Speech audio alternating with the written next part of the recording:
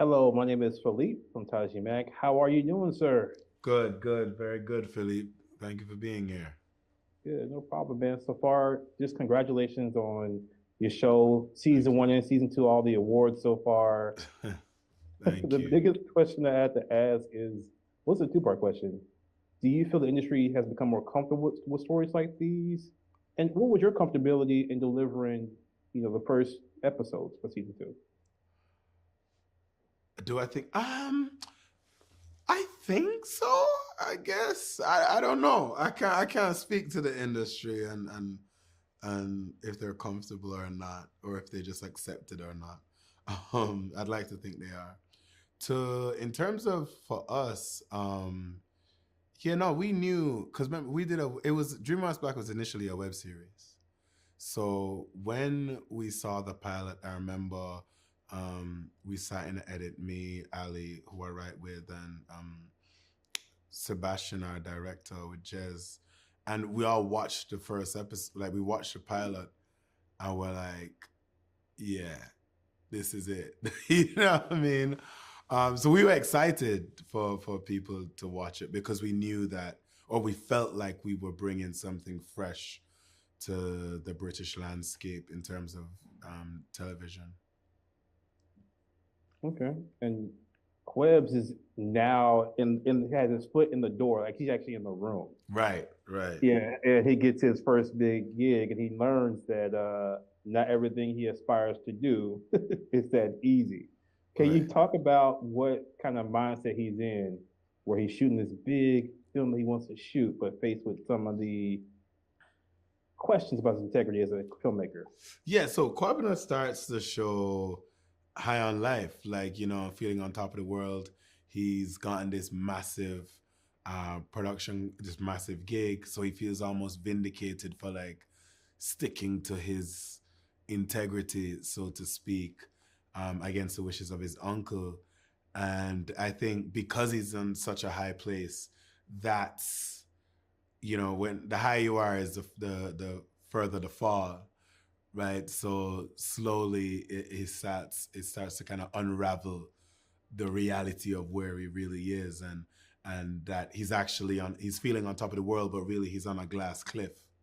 So when you're on a glass cliff, it's easy to fall off. I like that. I'm gonna use that one, by the way. It is a term. It's a term. That's the extension of the glass ceiling, the glass cliff. Mm. So, what type of like similarities do you have with him in regards to that path into the industry? To be honest, we tried to escape Kwabina's fate. That's what we spent our time doing. You know what I mean? It's almost we even had a conversation because it felt ironic to say that Kwabena would win a BAFTA in his 80s when we won a BAFTA for our pilot, for like the first thing we ever did, right? But for me, I was like, look, yeah, cool. Yeah, I did it, but like that's me.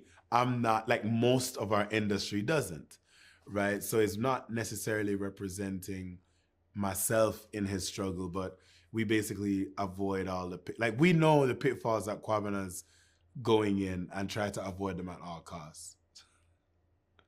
And one of the things I like about this season is how he's encouraging Amy Mm-hmm. to take on better projects. Like, what made you guys want to get pivot in that direction?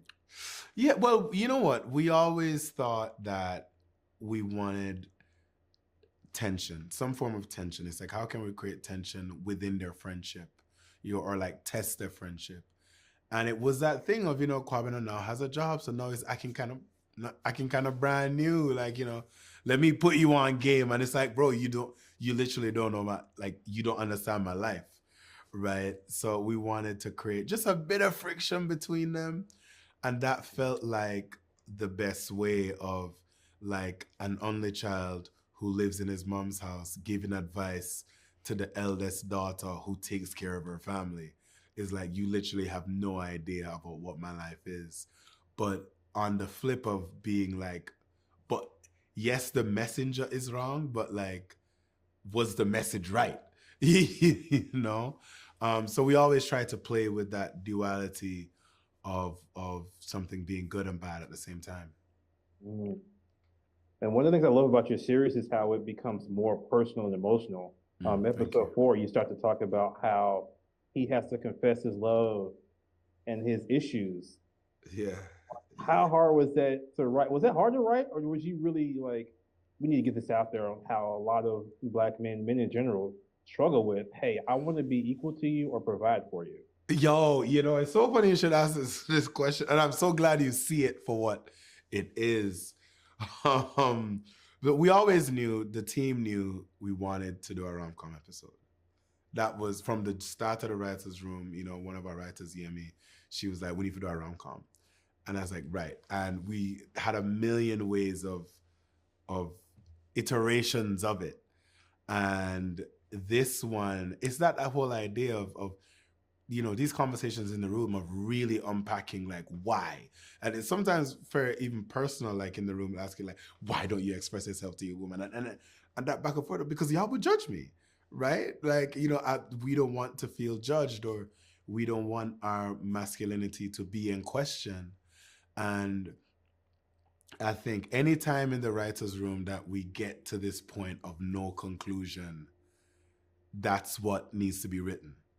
Right, so that's why it was, and Yemi is a brilliant writer, and she's a mastermind behind penning that episode. So hats off. I think we tweaked. Obviously, like the actors will go in and like tweak the monologue to be like, like he can be vulnerable, but not that vulnerable. Like, you know what I mean? You still gotta keep it like. You have to keep it gangster with the vulnerability. You know what I'm saying? But yeah, no. It was something we wanted to do. Okay. And my last question, because it was kind of interesting how the first episode of the season, the second season has him setting the BAFTA, and I kind of want to pivot to that. When it comes to having a platform where you accept the speech, right? What type of advice do you want to give to creatives when it comes to utilizing the platform? Yeah, that's something I've thought about myself, and like in terms of when I had the platform, what I said. And I think it's, when you get a megaphone, the question is, who do you want to speak on behalf of? Who do you want to speak to? And who do you want to speak on behalf of? I think that's just something to think about. You know what I mean? If you just want to speak on behalf of yourself and thank all your people, that's dope. But I do think it's something that we, especially as Black artists, should just be conscious of like, who are we speaking to, and what do we want to say to those people? Okay.